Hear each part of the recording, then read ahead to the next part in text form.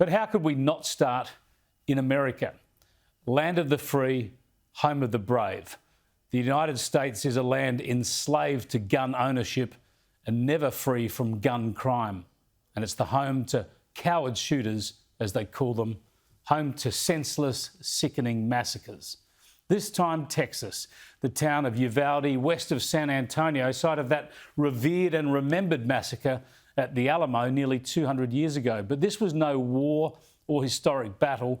This was nothing but the obscene murder of at least 19 primary school children and at least one teacher by an 18-year-old high school student who killed his grandmother first and was shot and killed at the school by police. Panicked parents run towards the Robb Elementary School in Uvalde, Texas. A deadly shooting at the school activating heavily armed police officers to move in. An 18-year-old suspected gunman slaughtering innocent children and a teacher, shaking the tight-knit community. Texas's governor says it's believed the shooter was killed by responding officers. Earlier this month, 10 people were massacred in Buffalo, New York, in a race-based hate crime. So far this year, there have been more than 200 mass shootings in the US, killing 221 people and wounding 790. The horror in Texas will go down as the third worst school shooting in the US in its history, after 33 were killed at Virginia Tech in 2007, and of course the 28 deaths at Sandy Hook in Connecticut 10 years ago. 20 of them were first-grade children, 6- and 7-year-olds. The Democrat senator for Connecticut, Chris Murphy, says that community has never recovered. So listen to his plea, listen to his despair in Washington today. What are we doing? What are we doing? Just days after a shooter walked into a grocery store to gun down African-American patrons, we have another Sandy Hook on our hands. What are we doing? There have been more mass shootings than days in the year.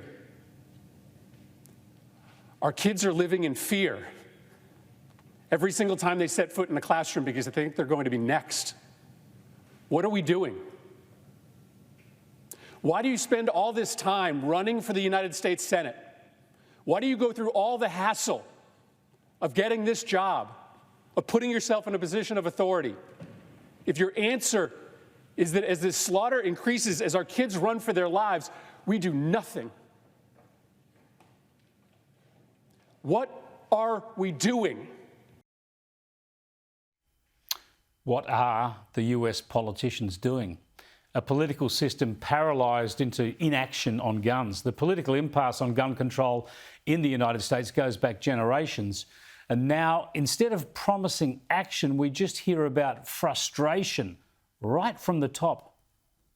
Why do we keep letting this happen?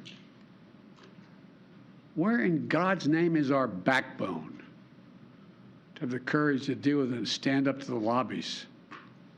It's a time to turn this pain into action for every parent, for every citizen in this country.